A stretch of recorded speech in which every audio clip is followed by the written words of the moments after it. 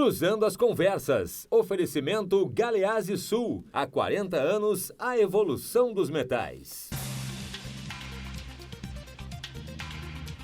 Boa noite, eu sou Guilherme Macalossi. Está começando aqui na RDC TV mais uma edição do Cruzando as Conversas, o seu programa de debates noturno, logo após o Dois Toques com o Cadu Oliveira.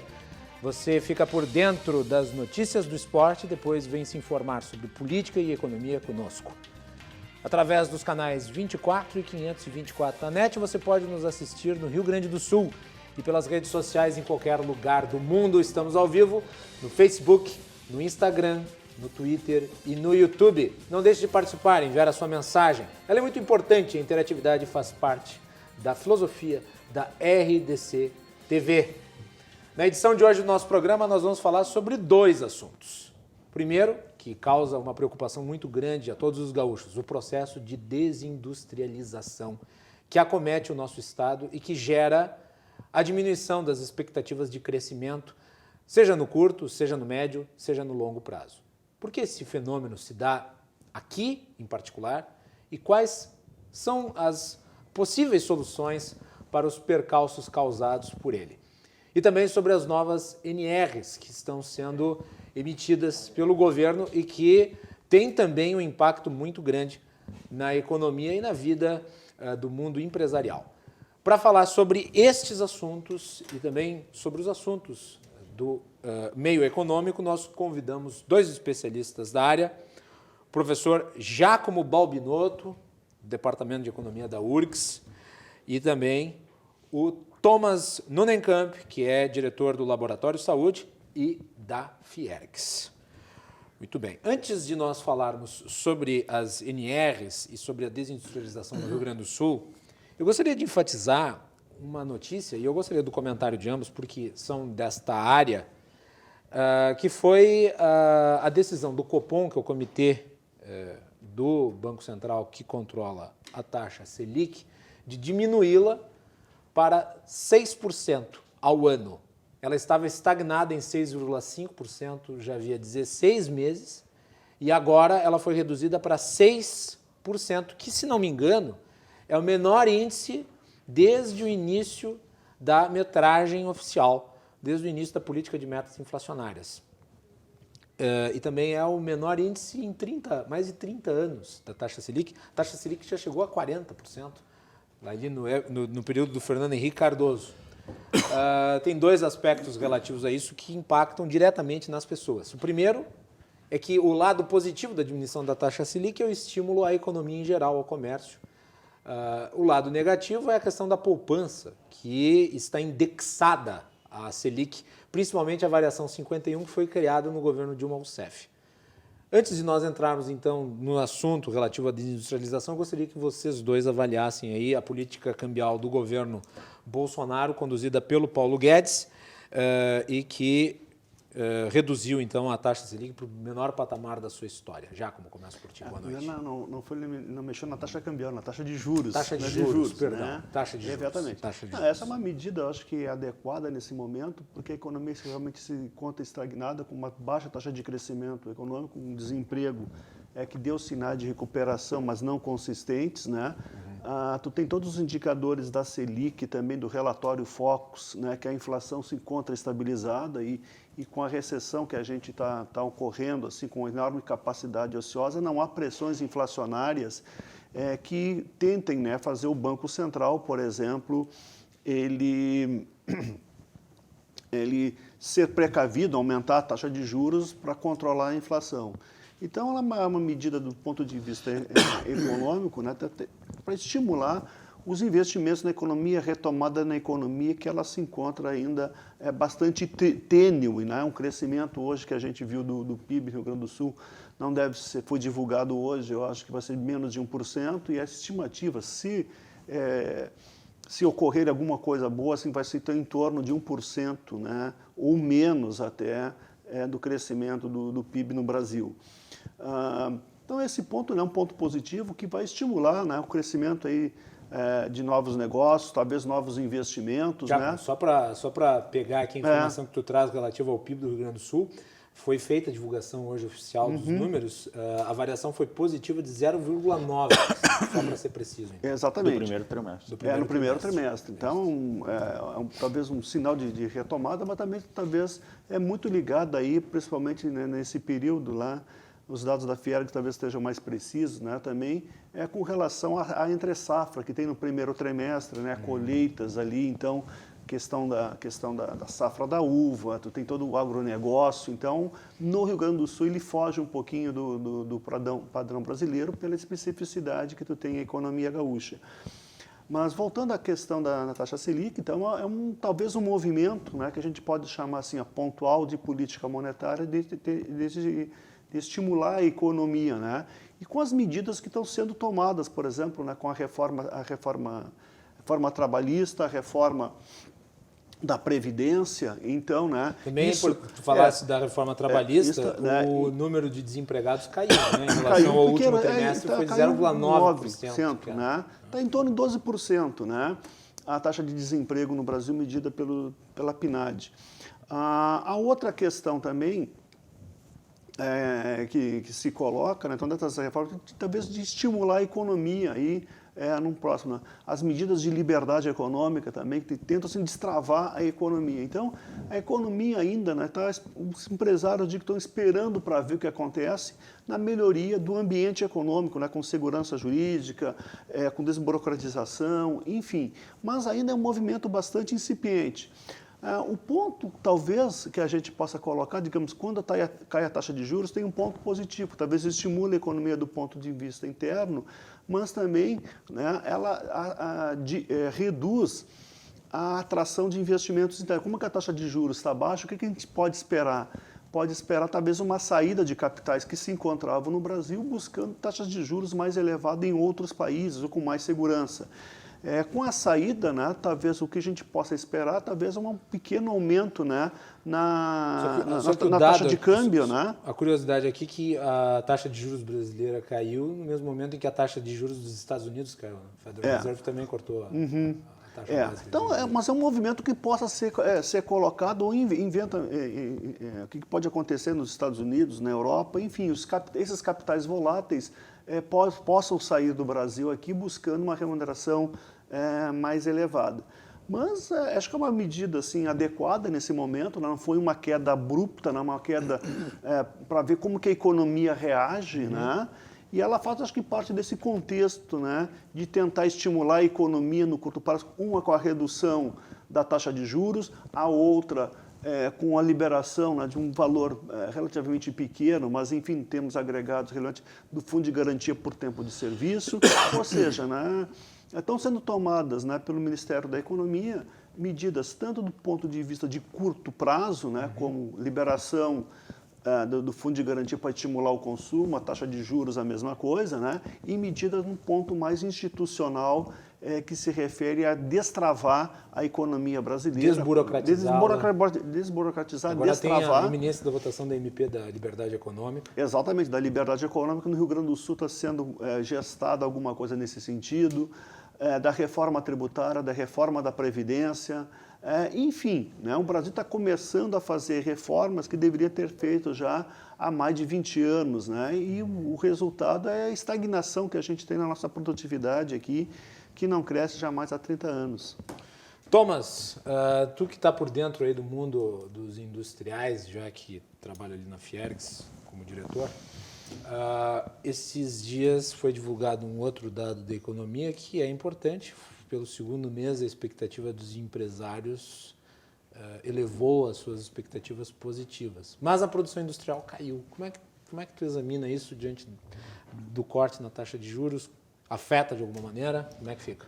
Com certeza, né? Os empréstimos de longo prazo, né? Eles, hoje, pela nova normativa, eles são ligados à taxa Selic, né?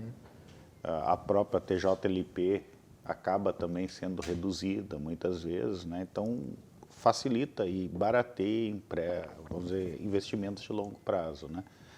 Quanto à questão da expectativa, ainda tem uma certa, vamos dizer assim, defasagem, né? O empresário está acreditando que a economia vai melhorar, Mas realmente tivemos diversos percalços aí no caminho. A própria reforma da Previdência já poderia ter ocorrido há 2 anos atrás, quando a economia estava se ajeitando, tivemos o lockout dos caminhoneiros, né? Não é greve, greve quem faz são os funcionários, né? Quem é próprio patrão de si, o patrão faz lockout, né? Então foi uma coisa criminosa aqui. Então o Brasil, e esse ano ainda temos diversos problemas, né? Realmente a demanda está fraca ainda, é uma série de ajustes, né, que precisam ser feitos. Mas assim, a visão é positiva, né? A perspectiva é positiva, pode ser que às vezes ainda tenha essa defasagem. E a preocupação, né, quando a gente sai de investimento de longo prazo, BNDES, que é o principal banco repassador desses recursos, a gente ainda se preocupa com as taxas de juros que são praticadas hoje na ponta, né? Sim. Que são muito mais altas, né? O capital de giro aí está girando muitas vezes para as empresas na faixa de 15% ao ano, né? Que inviabiliza realmente muitas empresas, né, nesse momento. Então, nós ainda temos um grande spread bancário, uma cunha fiscal, né, nessa proposta de reforma tributária. E é sempre bom dizer, né, que 6% a taxa de juros, mesmo com o menor patamar, ainda é elevada a taxa de juros. No mundo atual, comparativamente no mundo atual, o Brasil ainda é um dos mais elevados. Creio que hoje ele não é mais o campeão que era 2, 3 anos atrás, mas ainda é uma taxa elevada. A zona do euro convive com taxas, se a gente for pensar, batendo contra a inflação negativas, quase. Estados Unidos quase no 0 a 0, né? Japão, com certeza. Então, ainda mesmo com essa redução, eu acredito que o Brasil ainda é atrativo, né? E talvez, né, no Mas momento é mais atrativo pela expectativa em relação aos projetos que estão em andamento do que necessariamente pelas condições atuais. Né? Não, eu acho que é nesse sentido. E eu acho que se o Brasil começar a andar, e não estamos falando em grandes crescimentos econômicos, um driver talvez de atração de capitais estrangeiros seja a Bolsa, né? Ela está ainda em valores em dólares muito deprimida desde a máxima que teve em 2013, né? Então tem um espaço assim para captar a maioria dos fundos, eles estão com pouca alocação, abaixo da alocação histórica em Bolsa brasileira. O curioso é que esses dias a Bolsa de Valores chegou a bater o seu recorde em termos de pontuação, mas comparativamente o volume não foi superior a 2008. Sim. É o que a gente vai esperar. E os pontos em dólar ainda está muito abaixo. É o que a gente vai esperar talvez para os próximos meses, né? Que na Fiergs vai ter esses indicadores, a gente vai ver que a economia parece que ela está começando a recuperar, mas muito lentamente. Então, o que te espera acontecer? Num primeiro momento, o que vai fazer o empresário? Ele tem essa dúvida, tá bom, será que essa recuperação ela vai ser consistente ou ela vai ser de aquele voo da galinha, levanta um pouquinho e depois diminui?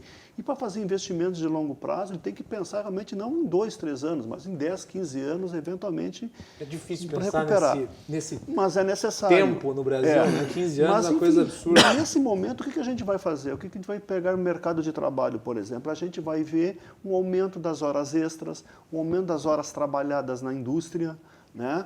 Talvez o consumo de energia elétrica, são indicadores coincidentes, a redução da capacidade instalada, né? Quer dizer, o aumento da capacidade instalada vai ser utilizado. Redução da ociosidade. De ociosidade, exatamente. Né? Encomendas de papel e papelão, algumas indústrias vão começar a se mexer antes até.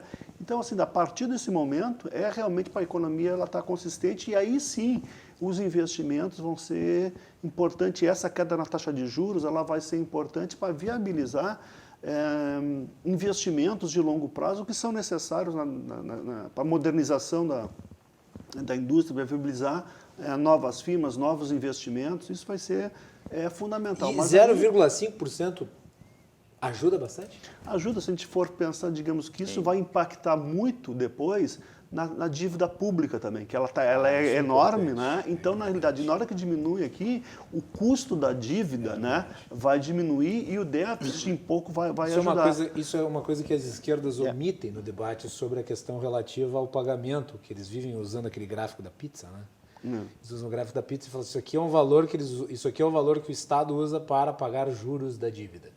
Sim, O Estado não paga, o Estado rola, e quem define o quanto paga ou quanto rola é o próprio governo através de instrumentos como a própria taxa de juros. Na realidade, o que é a dívida? Foi o consumo antecipado do governo. O governo não buscou na iniciativa privada. A poupança, né, do país é uma. Você tem a poupança interna, a poupança das empresas que são lucros retidos, ou tu pega empréstimo no exterior. Na realidade, porque a taxa de juros é porque os banqueiros no Brasil são os mais espertos do mundo? Não. É porque tu tem um grande demandante que se chama governo. É o melhor cliente do mundo, né? Exatamente. Ele pega esse dinheiro, o que acontece? Vai sobrar menos recursos para investimento em outras setores, na construção civil, saneamento, infraestrutura e para as empresas, né? Porque até tu perguntaste, Tachuro, até existe uma tendência de uma queda maior, né? A maioria dos analistas está estimando a taxa em 5% no final do ano. Então, se a gente olhar de 6,5% para 5% em investimentos de longo prazo, né? Pagamentos de 10, 15 anos, isso tem um impacto muito grande no fluxo. E assim, eu acho que está se desenhando, o Brasil tem uma grande chance de destravar investimentos em infraestrutura, que creio que seriam os drivers para um crescimento daí sustentado do Brasil por tranquilamente mais de uma década, porque ia reduzir uma série de custos hoje logísticos que a gente tem, demanda de energia, que é um problema. Logo mais adiante, nós não temos nenhuma grande hidrelétrica entrando no ano que vem e nenhuma hidrelétrica mais ou menos grande entrando em 2020. E sem capacidade operacional de fornecer energia, não tem como tu sustentar crescimento. A indústria precisa. Então, e a infraestrutura, por exemplo, hoje, tem muitas fábricas de cimento com 50% de capacidade funcionando, ou seja, poderia produzir o dobro. Sim. É investimento também que contrata gente, justamente aquele operário mais simples, o menos capacitado. Eu acho que essa vai ser o caminho eu creio, do driver para depois sim esse crescimento se espalhar de forma sustentável para o resto da economia. Né? Não simplesmente, baixa o imposto do determinado item, daí vai, todo mundo compra, antecipa um consumo, cria uma série de problemas e gargalos naquele segmento e depois o segmento cai. Utilizou esse mecanismo quando ela resolveu privilegiar a indústria automobilística com a isenção do IPI. Não foi ela. Isso, infelizmente, vamos colocar o pingo no i. E não deu certo. Quem criou o Lula foi a indústria automobilística, foi a Anfave. Tá? Quem criou o Lula foi a Anfave. Então quer dizer que foi uma contrapartida? Então, eles tinham poder e sempre conseguiram. A indústria automobilística no Brasil acaba tendo um poder, assim, nós pagamos carros caros, essa é uma realidade.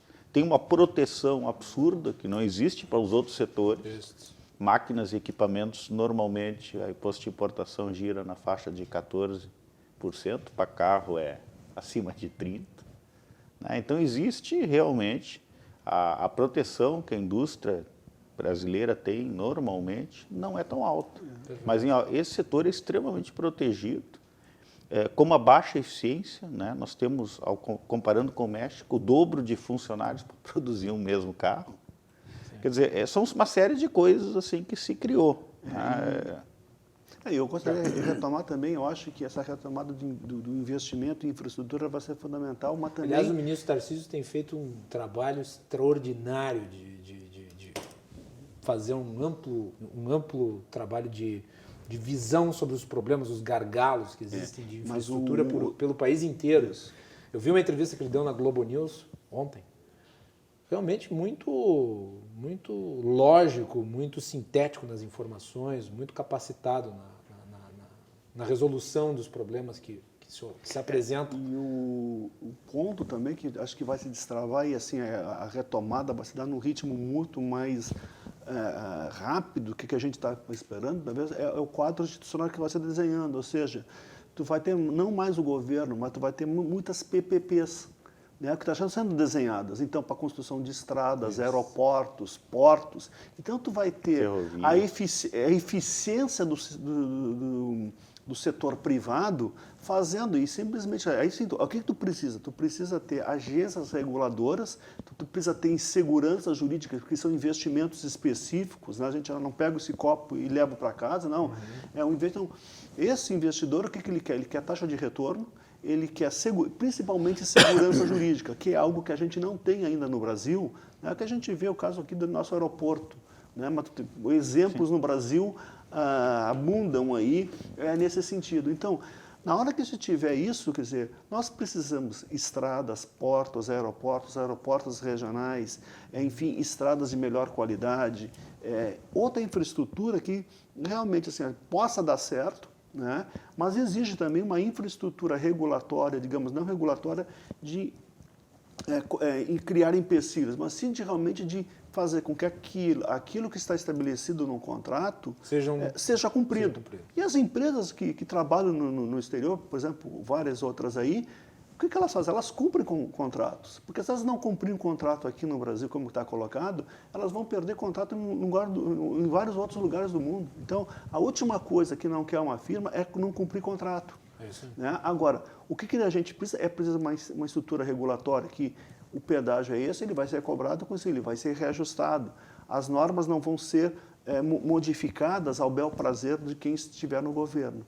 Então, na realidade, a gente tem uma perspectiva de crescimento, mas nós precisamos mudar a base institucional que a gente tem, que realmente, né, nós nos colocamos, antes de vir no programa, pego o Doing Business, que é um relatório do Banco Mundial, o Brasil de 190 países, o Brasil se encontra na 109ª posição. O ambiente de negócio no Brasil, ele é muito ruim ainda. Aliás, o Alexandre Schwaffen, que foi presidente da Atlas Economic Foundation durante muito tempo, tem batido muito nessa tecla da necessidade de você garantir as liberdades econômicas através de um Estado de direito que seja eficiente.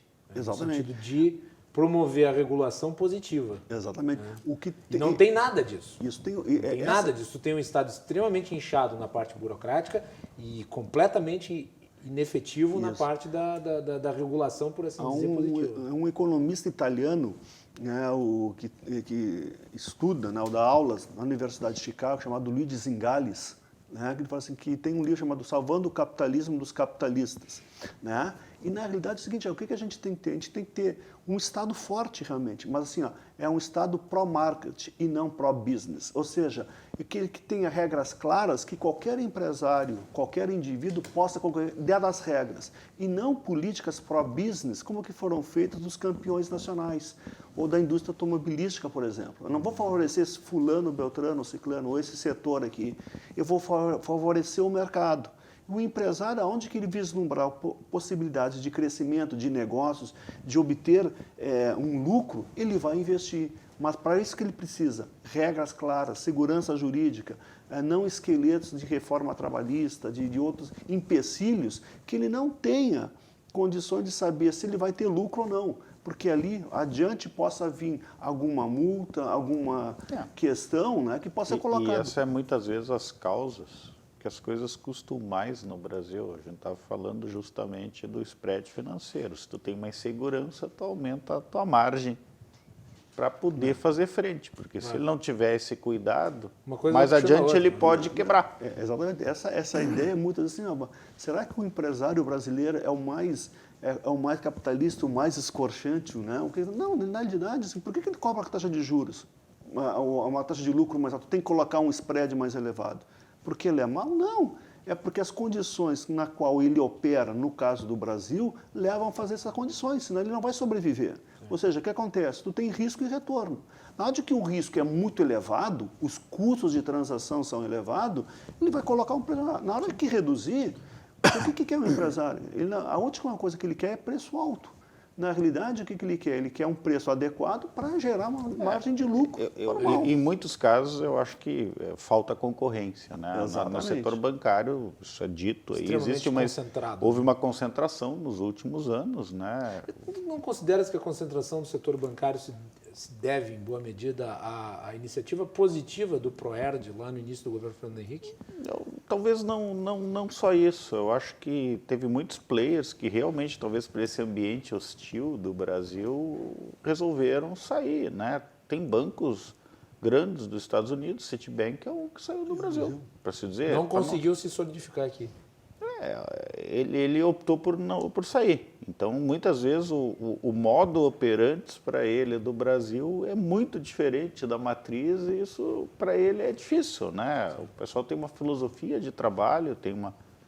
Então, no Brasil, nós temos algumas coisas que são peculiares, muitas vezes, e isso cria um custo maior do ambiente de negócio, custo de adequação. Durante mais de quase 30 anos, aí eles operaram sob regimes de inflação extremamente elevada. Quando a inflação baixa, eles vão ter que readequar os seus custos, ou seja, era bastante fácil, né, tu operar num ambiente inflacionário para os bancos. Agora não, né? Tu vai ser colocado... Operava no overnight? Né?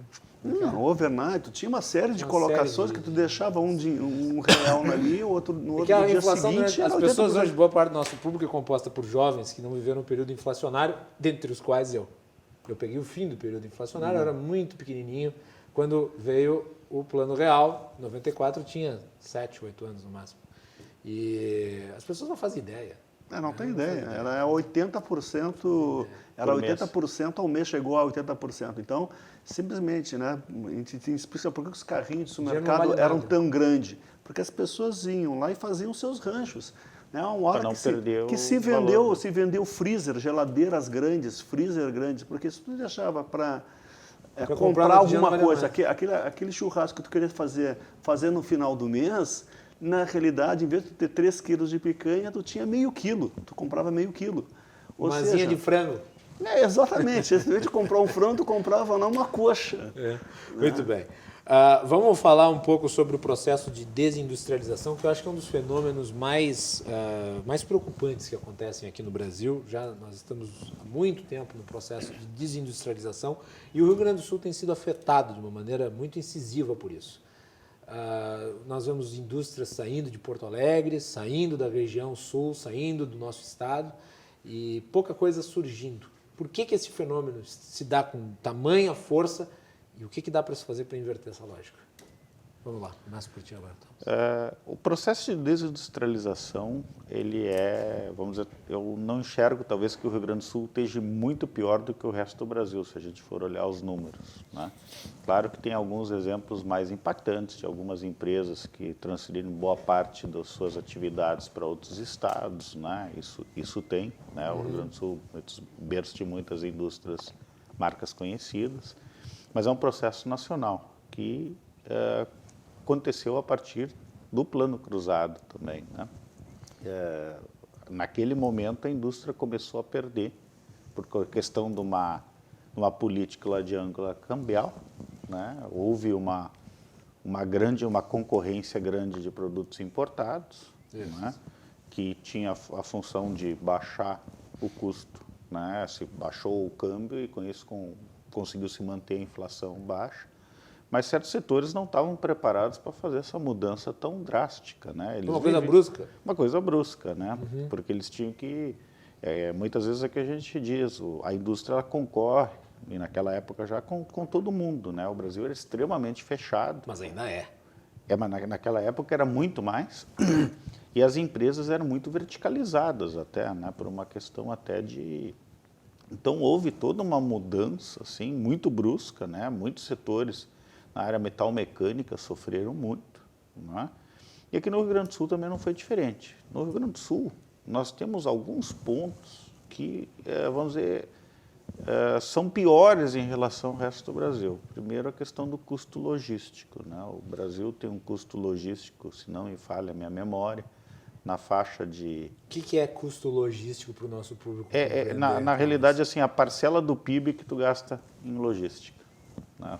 Na movimentação, por movimentação, exemplo, de né? carga, por exemplo. De carga, transporte, né? Transporte Frete. ferroviário, frete, por exemplo, o custo que tu tem de levar um E aí material. o que se submete ao lobby dos caminhoneiros. No Brasil é em torno de 13%, 14%, e no Rio Grande do Sul chega a 18%.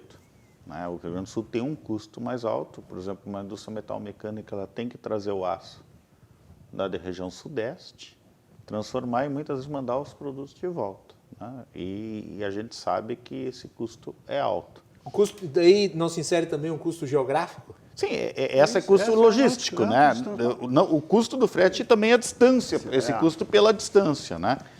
O nosso aeroporto, por exemplo, não consegue, está há mais de 30 anos que não consegue exportar carga com peso elevado. Eu acho né? escandaloso que o Rio Grande do Sul tenha um aeroporto mesmo. Mas, Guilherme, isso não é o problema. Se fosse um aeroporto com padrão internacional, eu acho que... Os caras estão tentando ampliar a pista e o pessoal Mas isso da é necessário. não deixa. Mas isso é necessário. Isso é necessário para o avião sair carregado. Precisa de uma pista longa. Ele não consegue, um avião grande, sair aqui em Porto Alegre carregado. Né? Então falta pista. Isso é custo, exatamente. Nós temos também o problema da energia. O Rio Grande do Sul só gera entre 30% e 40%, depende da época do ano, da energia que consome. Então nós somos dependentes do sistema internacional. Daí muitos processos também de tentar melhorar, diminuir essa dependência energética, às vezes esbarram em questões ambientais, por exemplo, ia ter uma usina a termoelétrica a gás lá em Rio Grande. Eu lembro da época do governo Rigoto, quando se tentou criar as usinas de carvão, de gás e tal. Então, o carvão... Então, assim, tem uma série de... Isso é um problema também, que o Rio Grande do Sul... E nós temos um outro problema, que é agravado pelas finanças públicas. O Rio Grande do Sul, ao contrário do que às vezes colocado, o Rio Grande do Sul é totalmente reativo na concessão, daí eu coloco entre aspas, de benefícios fiscais, porque na realidade não são benefícios, são meras equalizações que se fazem para que o produto fabricado no Rio Grande do Sul possa competir com o produto fabricado em Goiás. E muitas vezes ainda a gente fica longe. Por exemplo, uma indústria farmacêutica... De desoneração, desonerações, créditos presumidos. Vamos lá. Mas sério. Tu não achas, Thomas, que o fato de o governo eventualmente cortar as desonerações não estimularia essas empresas a irem embora de qualquer jeito? Com certeza. Porque se tirar as desonerações, o que sobra de atrativo para o É que a desoneração não é para manter as empresas, é para deixá-las minimamente competitivas. Isso. Por exemplo, uma empresa amanhã, ó. Tchau, tchau. Uma empresa em Goiás, uma indústria farmacêutica em Goiás, normalmente o peso do ICMS que ela paga gera em torno de 1%. Até em São Paulo é 9%. Não é por acaso que um dos polos da Exatamente. farmacêutica é Goiás, não é por acaso. Então o Rio Grande do Sul, o que ele fez? Ele deu um crédito presumido de 30%, ou seja, em vez da indústria normalmente cheia arrecadaria em torno de 9%, 10% do seu faturamento como ICMS, recolhe 6%, 7%. Mas ainda assim é muito mais do que... Então, assim, há os incentivos. Se o Rio Grande do Sul cortar esses créditos presumidos, vai inviabilizar. Quem não for embora vai reduzir tremendamente a produção. Então, não é que o Rio Grande do Sul dá incentivos porque quer, é uma necessidade nesse contexto da guerra fiscal. E o Rio Grande do Sul dá menos. O Rio Grande do Sul só perde em arrecadação. O ICMS, o peso do ICMS no PIB, que são todos... é 7,3. Minas tem 7,4. E daí vem todos os estados com 6. Então o Rio Grande do Sul já arrecada mais, só perde para Minas, volto a dizer. Então nós temos menos incentivos do que outros estados. Menos do que Santa Catarina, menos do que Paraná, menos do que São Paulo. Não vou nem falar os outros lá no Norte e Nordeste. O que a gente vai falar da desindustrialização, tem dois aspectos. Talvez um aspecto assim, real, né, e um outro aspecto que eu diria assim, de uma ficção estatística, né, que a gente possa ver colocado. Do ponto de vista real, realmente, assim, até no governo do Brito, né, era um programa de industrialização né? Onde que foi atraída aqui a General Motors, tinha o caso da Ford, tinha o caso acho que da Photon, né? que trabalhar em Guaíba, houve a atração aqui da Dell, né? Eventualmente... Dell foi do Olívio. Não, mas depois ela veio antes, assim, veio se instalando aqui, né? Tu tinha todos os fornecedores, por exemplo, né? Tu tinha uma indústria aqui que a Gerdau ia fazer um de aços finos, a Pirelli, né? Que saiu. Então, o que aconteceu? Houve um processo de não atração de novas empresas, novos players aqui. O que a gente tem são os players antigos ainda. Né? Indústrias, por exemplo, a Tramontina não sai daqui, consegue fazer, mas teve muitas empresas que saíram daqui. Pegar um caso clássico, a Gerdau abandonou a sua sede aí, está abandonada ali na Farrapos. Não, mas a questão assim, tem Sapucaia, continua lá, tu tem outras unidades, a Forjas, tem alguma coisa aqui. A sede física, ela saiu, né? Administrativa, que é uma outra coisa, mas a produção física, ela continua aqui. Mas o problema é que a gente não consegue atrair novas empresas, né? Do setor industrial, por exemplo, um polo metal mecânico, né? Em Caxias, ou outras indústrias. Então, tu tem esse movimento de guerra fiscal, por exemplo, que a gente nota que que algumas indústrias, por exemplo, do Vale do Rio do Sino, se deslocam para o norte e nordeste, principalmente nordeste, né? Para Ceará, Bahia e algumas coisas, com atrações de condições. É tributário, é questão também do nosso mínimo regional, que a gente já debatemos aqui, mas do engenheiro, mas o mínimo regional, o nosso mínimo regional, que é elevado para a situação econômica do Estado, né? E nós temos assim que ver, eu acho que assim muitas vezes se olha como o Estado do Rio Grande do Sul era. A realidade hoje dele é que ele perdeu muitas vantagens talvez que ele tinha e ele tem que se adequar a essas, porque não são só questões fiscais, né? Tem essa questão de custo de mão de obra. E assim, ela é mais produtiva. Não, a produtividade média da mão de obra no Rio Grande do Sul está abaixo da média nacional.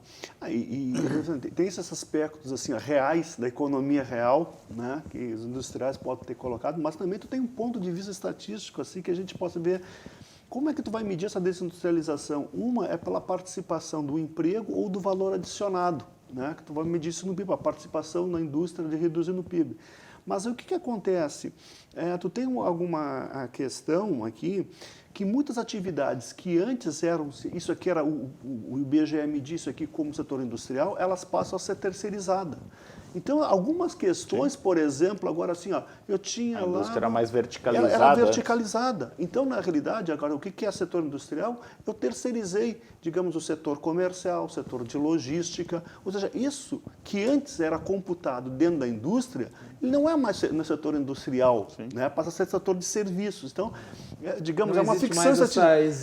Não existe mais um... Isso não está tudo... Ele não é computado dentro do PIB industrial, né? Ele passa a ser setor de serviço, aí diminui. Né? A outra questão também é que os preços do setor agrícola, por exemplo, o Rio Grande do Sul é um caso disso aqui, né? Aumentaram os preços de soja, de outros produtos, por exemplo, assim, então desculpa, em termos de valor adicionado, se acrescenta no PIB. Então, tu tem um mito, né, que teve uma grande industrialização. Então, tu pode ter saído, pode ter ocorrido alguns casos pontuais, mas também tu tem um mito que é dada uma ficção estatística, por exemplo, de como que tu é medida, né? Isso é um ponto muito interessante que eu nunca tinha parado para pensar. E tu tem um forte aumento da produção de produtos primários, por exemplo, no Rio Grande do Sul. Né? Então é o seguinte, na realidade, né, tu tem uma exportação do setor agrícola e ele entra mais nesse setor. Então, diminui, não que o Rio Grande do Sul tenha diminuído, mas porque outros setores passaram a ter maior preponderância, principalmente o setor de serviços, né? O setor de agropecuária, por exemplo, tem uma produtividade muito boa. Então, e esses preços, né, no mercado exterior com preços elevados, né, e os preços aqui se reduzem, né, pelo aumento da produtividade, dá esse mito, né, que é um movimento de industrialização. Essa industrialização é normal em qualquer atividade econômica, né? No início do século, a gente podia ver nos Estados Unidos a produção agrícola, né? Metade da população era agrícola. né, no setor agrícola, produção. Hoje em dia é menos de 2% a participar do emprego, né, mas produzem, né, tremendamente. Então isso é normal, esses ajustes, né, durante o processo de crescimento econômico, a economia vai se ajustando. Mas no caso do Rio Grande do Sul, isso não veio junto com o crescimento econômico, veio junto com a queda de todos os indicadores econômicos e sociais. Não, e até a nível de Brasil. Eu acho que houve uma perda de indústrias, né? O Brasil ficou com, vamos dizer, um ecossistema industrial mais pobre, né? Isso de fato aconteceu. Nós temos uma participação da indústria no PIB no Brasil menor do que a Argentina, por exemplo, né? Ou de outros países até desenvolvidos, menor do que a Alemanha.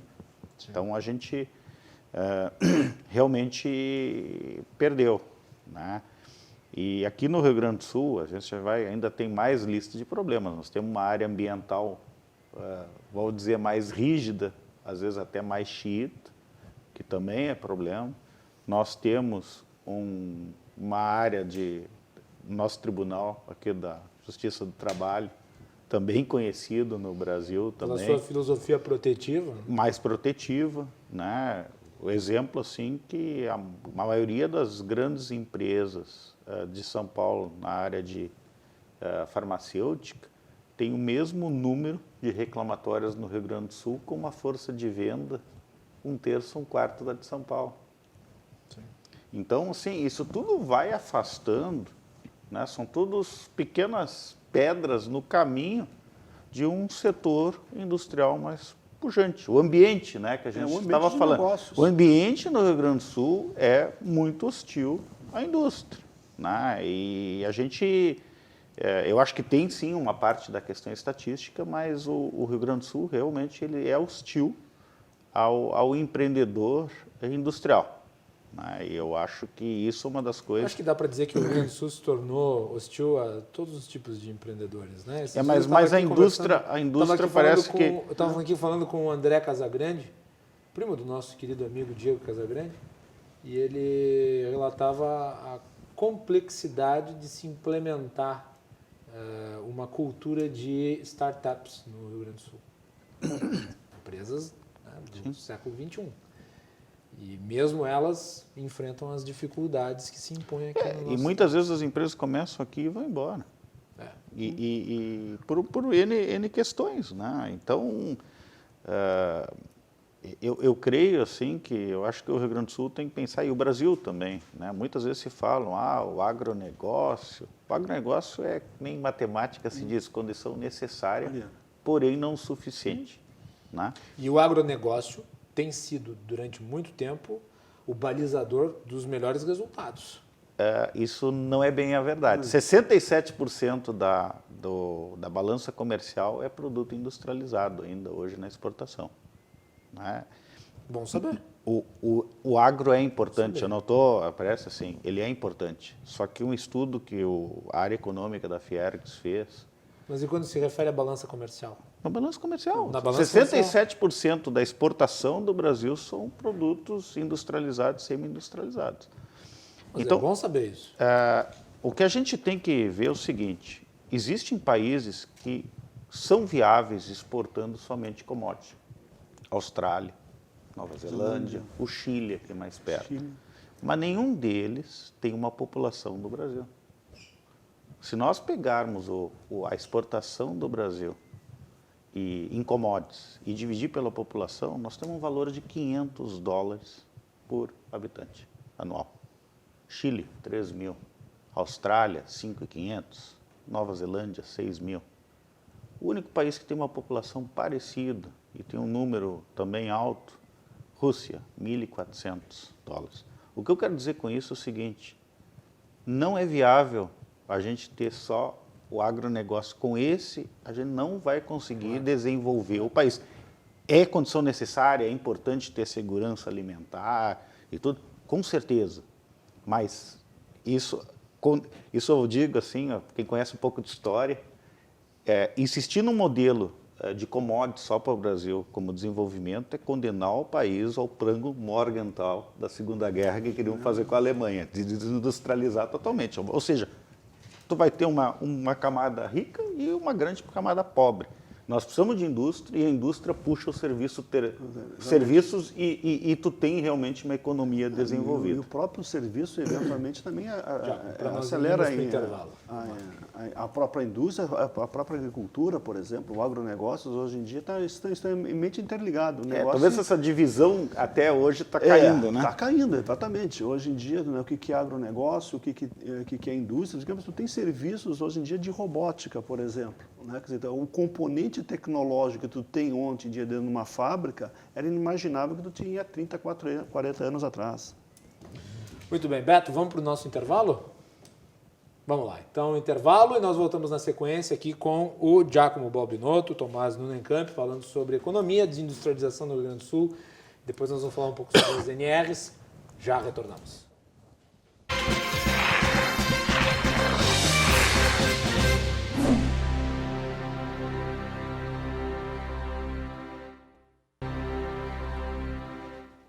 Tudo bem, estamos de volta aqui na RDC TV com Cruzando as Conversas, seu programa de debates, sempre a partir das 22 horas, logo depois do Dois Toques. Estamos mais cedo, então nos acompanhem de segunda a sexta-feira aqui, canais 24 e 524 da NET, também nas redes sociais, Instagram, Facebook, Twitter, YouTube. E o programa fica disponível depois dos nossos canais. Para vocês que não puderam assistir na hora, podem assistir depois. O Beto está lá no fundo, meio triste, porque o Grêmio está ganhando de 3-0, né, Beto? Pois é, né? Ontem foi o dia da tua felicidade, hoje é da tua frustração. Mas faz parte. Também eu quero registrar a presença aqui do meu primo João Vitor Teixeira, jornalista aí que está estudando para se tornar um grande profissional, está aqui visitando os estúdios da RDC, está acompanhado da sua namorada Camila. E eu gostaria de agradecê-los pelo prestígio também de nos acompanhar aqui em loco. Estamos com o Giacomo Balbinotto, que é economista e professor na Universidade Federal do Rio Grande do Sul, e o Thomas Nunencamp, que é diretor do Laboratório de Saúde e diretor da Fiergues. Eu quero mandar um abraço também para o meu primo Mauro Júnior, que está assistindo lá de Farroupilha. Diz que o programa está extremamente informativo. Meu abraço, Mauro, também para a família aí, todos. Muita saúde, né? Muita força. Cruzando as Conversas e oferecimento de Galeazzi Sul, há 40 anos, a evolução dos metais. Muito bem, vamos falar na volta sobre as NRs. As NRs aí que estão sendo implementadas pelo governo federal. E eu peguei aqui uma notícia que foi publicada pelo Estadão. As 3 primeiras mudanças de NRs representam uma economia de 68 bilhões de reais em 10 anos. O governo Jair Bolsonaro anunciou nesta terça-feira, dia 30, mudanças em 3 normas de segurança e saúde do trabalho, conhecidas como NRs, com o objetivo de reduzir as exigências às empresas. Segundo o secretário especial do Trabalho e Previdência do Ministério da Economia, Rogério Marinho, as 3 normas alteradas nesta terça garantirão, então, esta economia de 68 bilhões em 10 anos para o setor privado. Segundo o secretário, hoje existem 36 NRs que somam mais de 6 mil linhas distintas de autuação que impactam diretamente a produtividade das empresas brasileiras, desde uma padaria até um forno siderúrgico. Thomas Nunencamp, sua avaliação das NRs. Tu falaste assim, são 3 NRs. Na realidade, uma foi cancelada, né? Que é a NR2, que na prática era uma letra morta. O que ela dizia? Que qualquer empreendimento tinha que solicitar a auditoria prévia da Superintendência do Trabalho antes de operar. Existia e ninguém obedecia, era letra morta. Então, é aquela lei que não pega ou a lei que não funciona, a lei que não existe. Que na realidade, sim. Então isso foi cancelado. E as outras 2 que foram modificadas foram a NR1 e a NR12. A NR1 trata, né, principalmente das disposições gerais, né, da questão do trabalho, né, de registros dos treinamentos, de como tem que ser o ambiente de trabalho, uma série de coisas. Então, assim, o que impacta? Assim, vai ter menos segurança? Não. Por exemplo, eu vou poder ter informações digitais, eu vou poder digitalizar as coisas. Não podia? Não podia. Tinha que ser em papel. Puxa vida. Né? Além de tudo, ambientalmente incorreto. Capacitação. Tu entrava numa empresa, fazia um treinamento para trabalhar em alturas, por exemplo. Quando tu trocava de empresa, tu tinha que fazer o treinamento de novo. Aquele que tu fizeste não era mais válido. Não era mais válido. Então, assim, agora ele vai valer durante o período. Por exemplo, tem treinamento. Período de atualização. Atualização. Eu fiz o treino há 2 anos atrás, talvez eu tenha que fazer exatamente. um novo. Não necessariamente, mas tu tem que revisitar para ser retreinado. Não que Isso. mudou a norma, mas é para a pessoa se... Então, uma série de pontos assim que acabam. Põe responsabilidade também no empregado. Né? Por exemplo, o que acontece? O sujeito trabalha numa indústria que lida com pintura. E aí ele tem que utilizar os equipamentos de proteção. E muitas vezes os funcionários não usam. Vai lá o fiscal e multa a empresa que forneceu o equipamento, mas o cara não usa. É disso que trata? Constitui ato faltoso a recusa injustificada do empregado ao cumprimento de disposições legais e regulamentares de segurança e saúde no trabalho. Não se submeter a exames médicos, não colaborar na aplicação das NRs e não usar equipamento de proteção individual fornecido pelo... Então, assim... A lógica existente até então era de que a empresa tutelava o empregado. Quase que como uma babá. Infantilizava. Infantilização do trabalho. É isso que acontecia. Aliás, a Justiça do Trabalho tem essa lógica. Né? Quer dizer, o sujeito... É hipossuficiência. Isso, o sujeito não tem capacidade de defender os seus direitos. Né? Ele é assegurado por um organismo. Bom, enfim, continue. Tem um tratamento diferenciado para MEI, microempresa e Como também EPP. Como é que funciona para MEI? Não, quando o grau de risco é 1 ou 2, ou seja, os riscos mais baixos, elas estão dispensadas de fazer o programa de prevenção de riscos, né? Desde que não possuem riscos químicos, físicos, biológicos, né? Então, assim, são aqueles casos bem simples, quando não tem... Então, essa empresa está dispensada de ter um programa de acompanhamento de risco, uma série de coisas. Para essas situações, para essas pequenas empresas, é o tratamento previsto na Constituição mais benéfico para as pequenas empresas. Né? Cria uma diferenciação de condições entre ambas. Mas só para riscos baixos, né? Risco 1 e 2. Sim, mas é o correto, né? Porque tu não pode... Não é para qualquer coisa. Não, mas tudo bem, mas tu não pode pegar... Vamos lá, tu não pode comparar um escritório contábil com uma boate. Sim. É isso que eu estou falando, não é o caso. Talvez, assim, o que mudou muito na NR1 é que a antiga edição dela dizia o que fazer e como fazer. Ela era muito engessada, né? Dizia quantas tomadas tinha que ter o dormitório, e uma série de coisas. E agora se tirou essa parte de como fazer, ela ficou mais generalista no dizer o que fazer. E tu pode atender ela dentro das situações com bom senso, como análise de risco, enfim. Sim, né? Claro. Sobre a NR12, aí sim, o que é a NR12, assim, para o nosso espectador entender? É o que trata na segurança dos equipamentos. Né?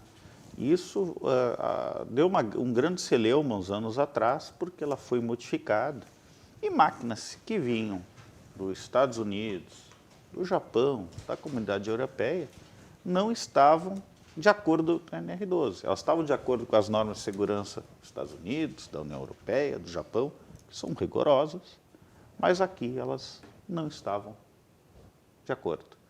E isso, todo esse custo para adequar esse equipamento para situações até, vamos assim, até esdrúxulas, muitas vezes, né?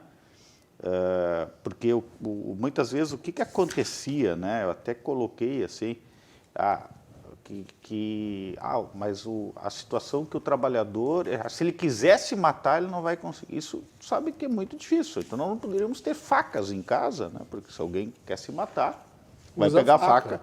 Então isso acaba... existe uma confusão muito grande, né? Isso foi um julgamento, me parece, na década de 70 nos Estados Unidos, que ocorreram alguns acidentes com aviões, né? Aqueles aviões menores, e chegou na Suprema Corte. A Suprema Corte, o que ela decidiu, basicamente? seguro não é infalível. Né? O que é uma coisa segura não quer dizer... Não existe infalibilidade. E isso estava muito na R-Dose. Parece que a segurança tem que ser infalível. Não que a gente não tenha que buscar segurança, mas dentro de padrões aceitáveis, né? E esse problema, além do custo, muitas vezes, de adequar um equipamento importado, por exemplo, ou um mais antigo aqui no Brasil, que às vezes diminuía a produtividade, tirava a garantia do equipamento, porque tu está mudando. Então, uma série de coisas assim que atrapalhavam em muitas empresas. E né? que passam invisíveis aos olhos do público em geral. Porque se fala, por exemplo, quando se trata das questões relativas ao mundo do trabalho, se fala muito da CLT, dos sindicatos, mas existem todas essas normativas aí que não estão inseridas nesse contexto e que servem como um atravancador do desenvolvimento. Existem todas essas questões, né? E assim, nos últimos anos a gente tem acompanhado uma redução do número de acidentes de trabalho nas empresas, nos empregos formais. Né? Eu sempre digo que a Fieras representa as empresas formalizadas. Né? O que ocorre ainda em muitos casos, se tem acidentes quando na informalidade, né? Por exemplo, na construção civil a taxa de acidentes caiu pela metade nos últimos 10 anos. Porque foi investido muito, foi uma série de investimentos em segurança, só que muitas vezes, como tu colocaste, o trabalhador é infantilizado. Sim. Então, ele não enxerga que muitas vezes é parte dele usar o EPI correto. O que ele faz? Quando ele vai fazer o bico final de semana, ele não usa a linha de vida, ele não usa o capacete, ele não usa o sapato de segurança, enfim. E ali acontecem muitos dos acidentes que, infelizmente, são fatais. Porque hoje um acidente custa muito caro para uma empresa. Com certeza. Então, as empresas têm o máximo cuidado, porque isso é caro, é problema para a sociedade, mas é também um problema econômico. A empresa não tem interesse nenhum que alguém se acidente, é o processo que para, é custo para a empresa, enfim. Então, as empresas, as grandes, as médias, pode ter alguma empresa pequena ainda mas eu acho que no momento que a norma ficar mais clara e ficar mais razoável, o Brasil ainda tem caminho para reduzir mais. Mas as nossas taxas de acidentes dentro das indústrias formalizadas não estão tão altas como eram há 15, 20, 30 anos atrás. Perfeito. Ainda temos problemas fora, né? No informal acontecem muitos problemas. Giacomo. Não, concordo que assim, tem um exemplo que foi colocado recentemente de um caso real, por exemplo, né, de um caso aqui, eu vou pegar um caso bastante simples aqui, talvez de um pequeno microempresário, né, que talvez esteja nos ouvindo aqui, né, referente à NR12 aqui, a versão de 2010, um empreendedor que teria que investir cerca de R$ 1.500 por máquina, né, digamos, uma máquina de costura, alguma coisa nesse sentido, mesmo se esse modelo for mundialmente utilizado, né, estava colocando, né, então uma microempresa têxtil, né, pode ter lá em Farroupilha, deve ter centenas, né, que a gente pode ser na região da Serra ali, né, Nova Petrópolis, tem 30, 40 máquinas de costura. Ele teria que gastar R$ 45 mil, né, para simplesmente, né, adequar uma máquina a um padrão internacional, que já é colocado, digamos, uma máquina de costura, ou tricô japonesa, americana, ou alemã, teria que colocar. Ou seja, isso é custo Brasil. Né? Há um outro caso, uma máquina que é importada em conformidade com as normas técnicas internacionais, preço de compra R$ 150 mil, custo de normatização R$ 30 mil. 20%, Ou seja, é um custo simples, assim, não, essa máquina aqui, ela é uma máquina muito perigosa. Não, é uma máquina que foi, para ela ser vendida, né, nos Estados Unidos, no Japão, não é uma na máquina Alemanha, barata, então a gente tem que gastar com todas as máquinas, mas mas mesmo que ela fosse barata, o custo de adaptação que é exigido... É E a caro, perda da garantia eventual. Eventualmente, assim, tu altera o produto. Exatamente, garantir, o produto que você vai colocar, não, eu garanto essa máquina aqui, essa garantia, assistência técnica, que não é cara, né, que não é barata, enfim, que possa ser colocado. Então, tem esses custos, realmente, quando a gente for colocar, digamos, o que é o custo Brasil, realmente, assim, essas normas têm algum sentido, tem alguma coisa econômica. Então, assim, quando a gente pensa assim, será que pode confiar num governo, né, que faça as regras? Olha, teve um governo, né, talvez não pegou isso aqui, mas os nossos telespectadores mandou vários motoristas fazer kit de primeiros socorros. Ou seja, realmente assim, o que aconteceu? Um acidente? Não, né? Se algum fosse capacitado, tivesse que colocar, e num acidente de trânsito, o que eu vou fazer com primeiros socorros? Esparadrapo em exatamente, tesourinha. Ou seja, o cara está lá preso no meio das ferragens, o sujeito tentando passar um band-aid na cara dele. O que eu vou precisar hoje de um automóvel tem extintor de incêndio, o custo de ter, deixa o carro pegar fogo, é mais barato do que ter um extintor de incêndio. Até porque aquele extintor não vai, ele funciona, debelar, mas não vai debelar provavelmente não vai colocar, porque ele é pequeno. E vamos lá, é difícil de um carro pegar fogo, né? Não, exatamente, é um cálculo. Não é tão comum quanto no cinema. Mas é exatamente assim. Na vida real, olha, que tu tem é mais barato deixar aquele carro pegar fogo do que realmente colocar a frota inteira brasileira com um extintor de incêndio. Não vai, em termos de custo-benefício, não é adequado. Um outro ponto também que a gente possa ser colocado, né, digamos assim, a gente pensa dessas normas. Não que o governo, por exemplo, esteja no sentido de prejudicar o trabalhador. Não, na realidade, quando te perguntar o custo da mão de obra, o que é o custo da mão de obra? É o salário que o trabalhador recebe mensalmente, mas tu tem outros dois custos, que é o custo de contratação. Ou seja, quanto tempo leva hoje para se contratar um novo técnico? Né? Por exemplo, né? Para treinar ele, exatamente. É custo de contratação, é custo de treinamento e é custo, eventualmente, de demissão. Então, a última coisa que eu quero como empresário é que um funcionário que eu contratei, que foi treinado, que produz, ele se machuque, ele fique doente. A última coisa que eu quero. Então, assim, é do interesse do próprio empresário, o que eles fazem? Bom, eu quero ter, o meu empresário, a melhor comida que tem, o melhor refeitório. Eu vou instalar, se for o caso, um plano de assistência odontológica. Ou seja, porque mão de obra, não adianta nós termos uma máquina extremamente sofisticada se aquela pessoa está doente ou ela venha se machucar ou venha ser ferida. Então, digamos, essas normas, realmente tem algumas normas de bom senso que possam ser colocadas, enfim, mas são normas que realmente elas têm que ser pensadas, né? Dentro de um parâmetro de competição internacionais, que nem E tem alguns... Só para pegar aqui mais informações relativas a essas atualizações que o governo está fazendo, além das modificações anunciadas, o governo vai consolidar 158 decretos que tratam de normas trabalhistas em 4 textos.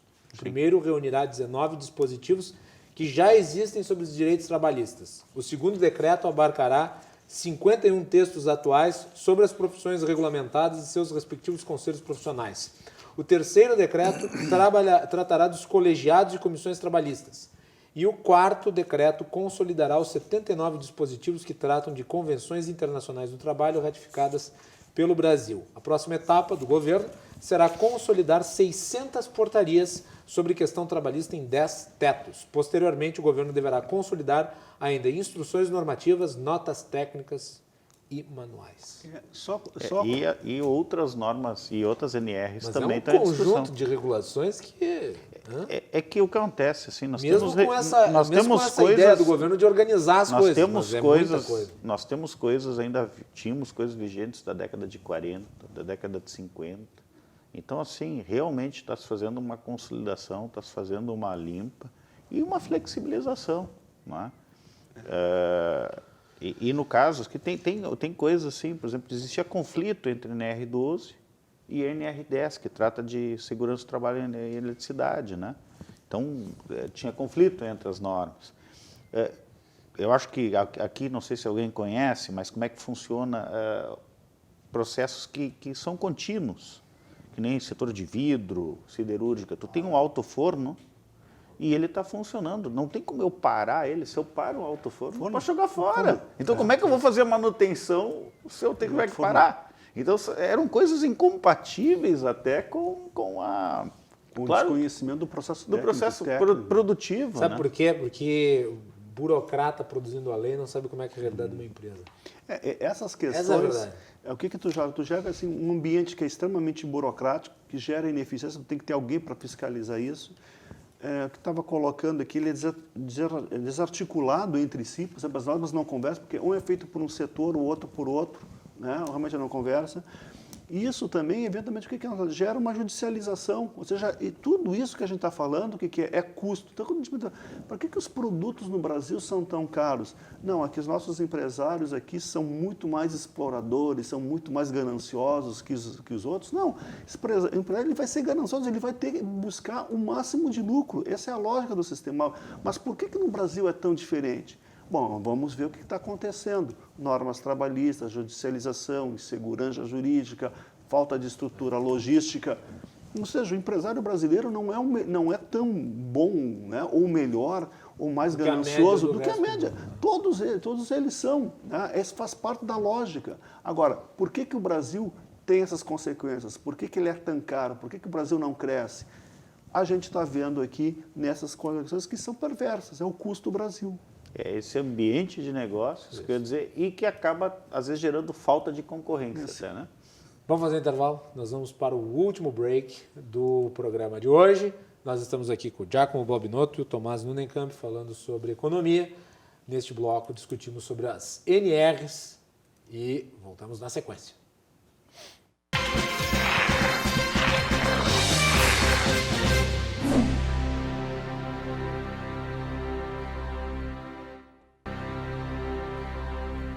De volta na RDC TV com Cruzando as Conversas. Você nos acompanha pelos canais 24 e 524 da NET e também pelas redes sociais no Facebook, YouTube, Twitter, Instagram. Não deixe de curtir, de compartilhar, de comentar, de participar.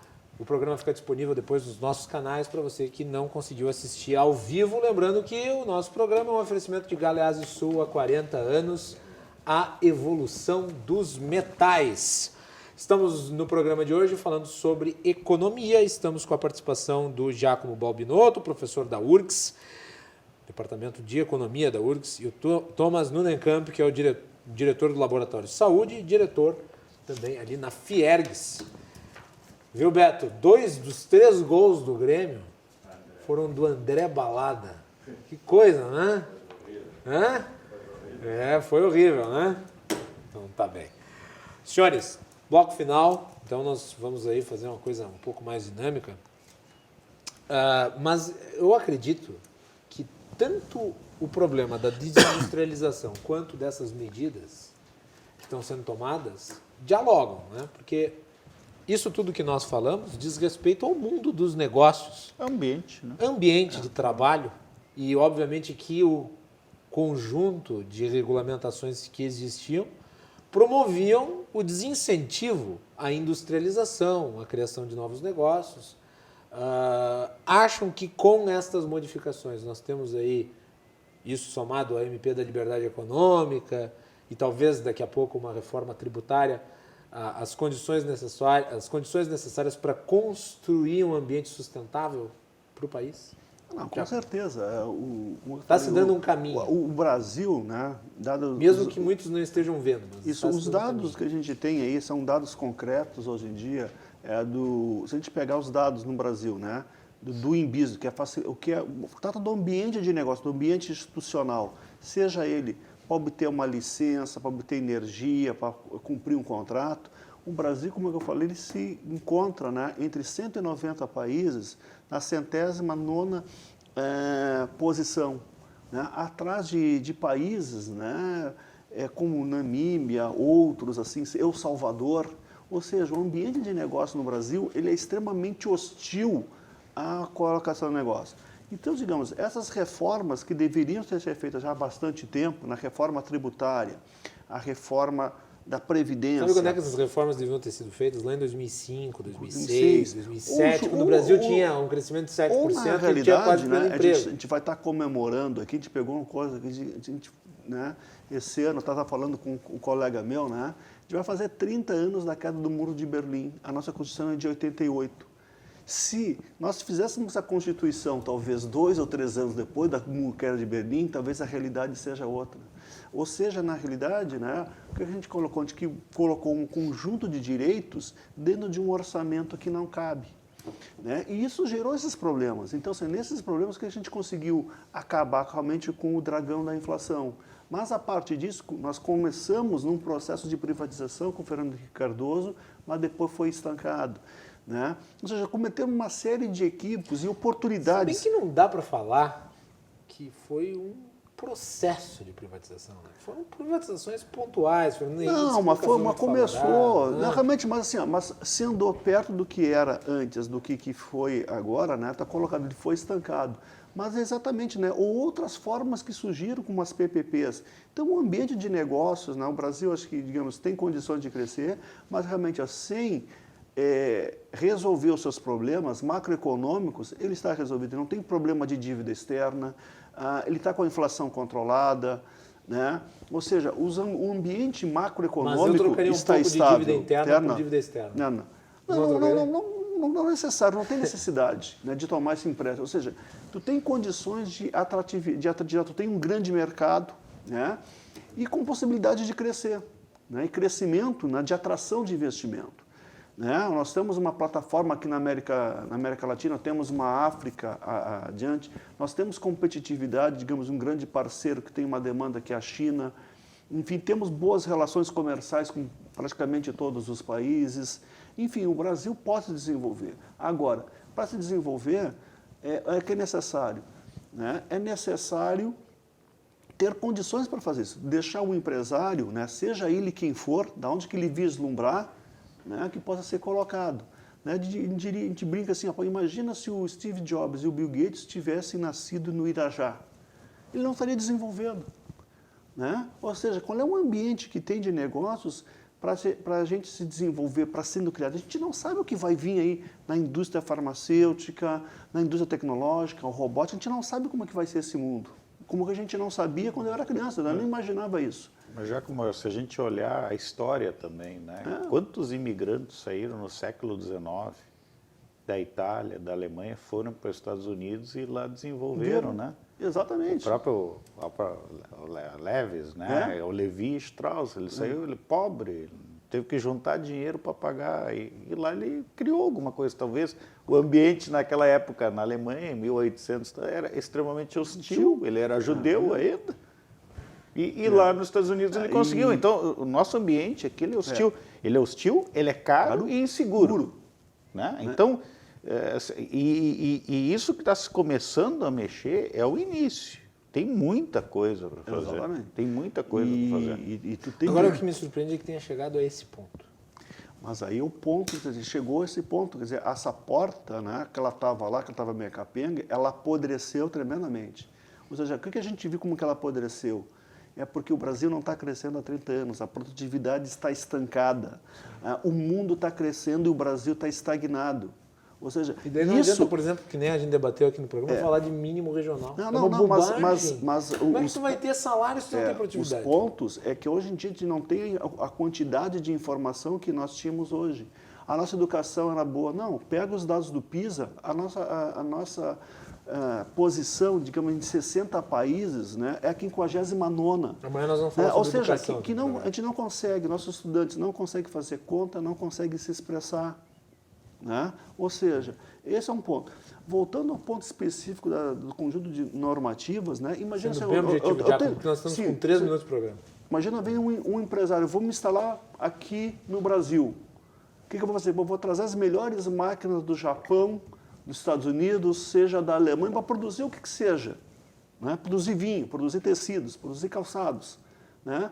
A melhor máquina. Bom, eu vou ter que gastar uma fortuna para adequar. Não, essa aqui é a melhor máquina. Ela segue padrões internacionais de extrema qualidade. Vamos combinar que Estados Unidos, Alemanha, Japão, né, são normas.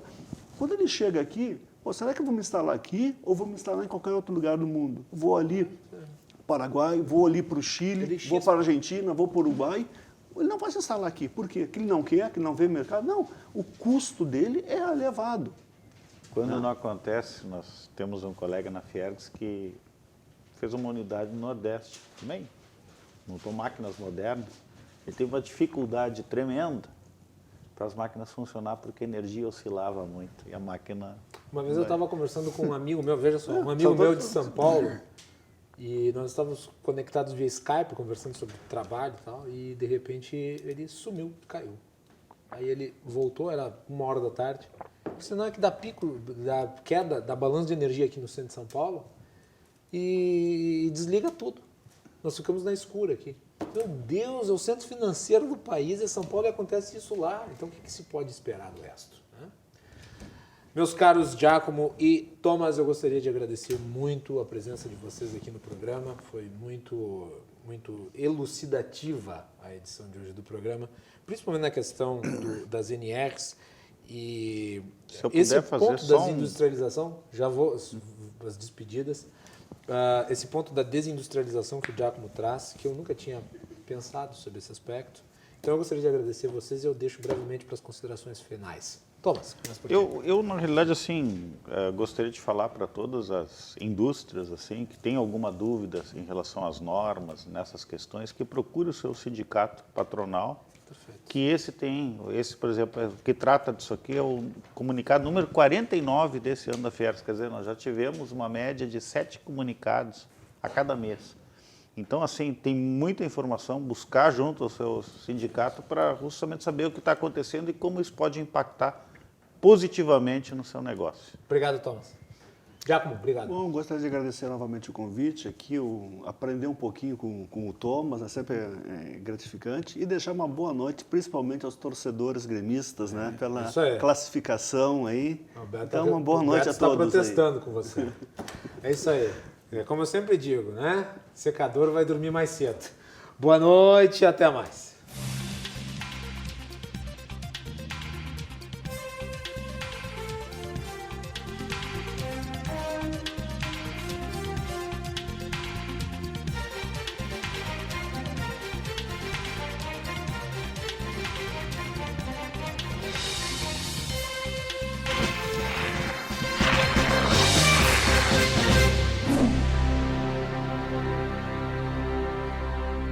Cruzando as Conversas. Oferecimento Galeazzi Sul. Há 40 anos, a evolução dos metais.